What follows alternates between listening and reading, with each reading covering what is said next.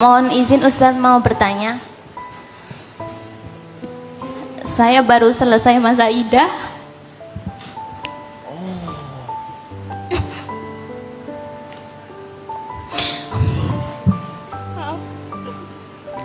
Dan saya seorang ibu. Hampir seperti cerita tadi Mbak Rara ya, kayak gitu.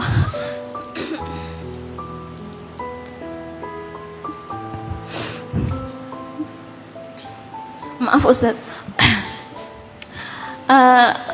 apa benar kalau perceraian itu takdir atau karena keegoisan saya ya Ustadz? Apa? Keegoisan saya. Apanya? Perceraian itu perceraian. Karena takdir atau keegoisan saya.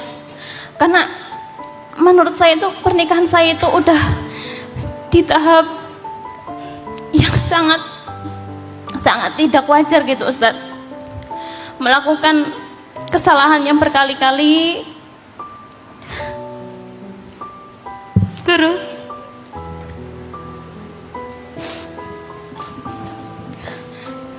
Mbak Nani punya anak? Punya Ustadz. 1, 2. Yang paling kecil umur berapa?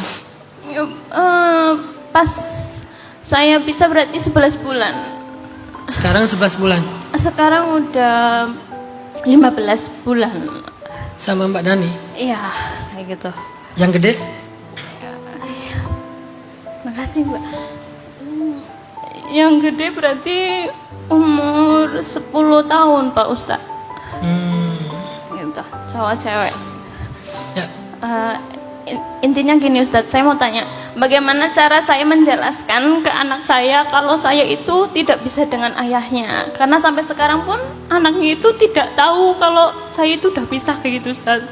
Karena saya menjaga perasaan anak saya kayak gitu Ustadz. Kalau anak saya bilang lagi di mana, lagi kerja kayak gitu. Terus apakah karma ayahnya nanti itu keturun ke anak perempuannya kayak gitu Ustaz? Terus pertanyaan ketiga, apakah saya berdosa kalau saya tidak mau menikah lagi Ustaz?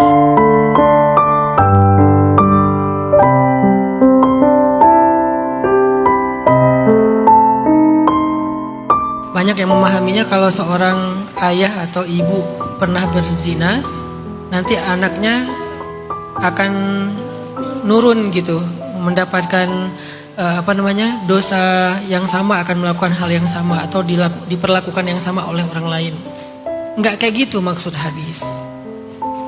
Maksudnya gini, kalau orang berzina lalu perempuannya hamil, otomatis kan secara syariat anak itu bukan anaknya si ayahnya kan? Bukan anaknya si ayah gitu.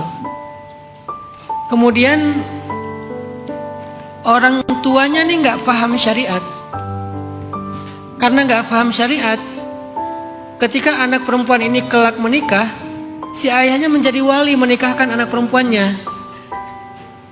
Tanpa dia sadari, karena pernikahan itu tidak sah, dia membiarkan anak perempuannya terus-terusan melakukan perbuatan zina yang dosanya ditanggung sama orang tuanya yang tidak berani menjelaskan cerita di masa lalunya, malu, bla bla bla. Akhirnya dia membiarkan anaknya berzina. Itu maksud dosa turunan. Bukan kalau orang tuanya berdosa zina, nanti anaknya pasti berzina. Enggak gitu dong, enggak adil kalau kayak gitu.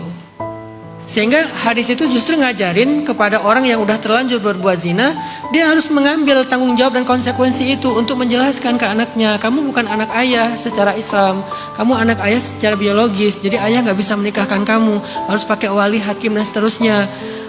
Konsekuensinya mungkin dia akan marah, dia akan kecewa, ya udah terima. Daripada kita karena menutupi cerita masa lalu, anak kita menikah dengan perwalian ayahnya yang tidak sah, akhirnya apa yang terjadi? Dia kan gak sah pernikahannya. Kan kita kayak nurunin terus ya. Dan seterusnya nanti turun terus ke cucunya, cicitnya kan gitu ya. Nah ini yang dimaksud dengan dosa turunan. Jadi bukan difahami kalau ayah berbuat dosa zina, nanti anak perempuan pasti akan dizinahi orang. Gak gitu juga. Gitu ya Mbak Nani ya. Jadi tinggal sekarang kondisinya kayak gimana. Kalau nggak kayak gitu ya udah, berarti kalau anak ini adalah anak yang halal, alhamdulillah ya udah nggak akan nurun apa-apa. Tergantung anaknya nanti gimana dia dididik. Satu. Yang kedua, pertanyaan yang pertama tadi adalah gimana ngejelasin. Menjelaskan itu bukan tentang menyampaikan fakta, tapi menyiapkan anak untuk siap dengan fakta itu. Jadi bukan bagaimana cara saya menjelaskan, bagaimana cara saya menyiapkan dia untuk bisa menerima kenyataan itu. Itu yang terpenting. Maka fokusnya Mbak Nani atau siapapun yang nasibnya sama, cobalah didik anak itu sebijaksana mungkin. Sampai secara mentality, secara mindset, secara iman, suatu saat dia akan siap dengan sebuah kenyataan hidupnya. Saat itulah mudah untuk menjelaskan. Tapi hari ini orang terus berpikir tentang bagaimana membahasakan, bagaimana menjelaskan. Sementara secara mental anaknya nggak disiapkan, secara pola pikir mindset anaknya nggak disiapkan, secara ilmu agama atau iman anaknya nggak disiapkan. Gimana pun bahasa kita menjelaskan dia nggak akan nerima. Jadi fokusnya sekarang gimana mempersiapkan anak ini. Dan mempersiapkan anak ini bukan hanya untuk mendengar cerita ini, tapi untuk hidup dengan segala realitasnya.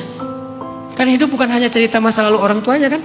Tentang masa depannya dia juga, masa kininya dia juga, realitas dia juga. Siapkan anak itu. Ketika anaknya udah siap, insya Allah nanti dia akan menerima kok jawaban-jawaban itu. Yang ketiga, jangan sampai masalah orang tua, ayah dan ibu, suami istri itu mengurangi hak-hak anak. Ini pentingnya orang belajar tentang ilmu perceraian. Dalam Islam ada namanya sarahan jamila, perceraian yang indah. Perceraian pun ada yang indah dalam Islam. Karena ada perceraian nggak bisa dihindari kan. Ya udah, kalau gitu gimana perceraian yang indah? Pertama, tidak mengurangi nafkah. Karena dia tetap ayah harus menafkahi anak-anaknya. Kedua, kasih sayang. Walaupun bagaimanapun keadaannya, dia tetap ayahnya, dia tetap ibunya, kasih sayangnya harus diberikan. Walaupun secara teknis udah beda sama orang pada umumnya. Jadi ini harus tetap diperhatikan. Sehingga suatu saat kelak, ketika anak itu tahu kenyataannya, dia akan bisa lebih mudah berdamai. Karena dari sisi hak dia gak terlalu banyak yang kehilangan.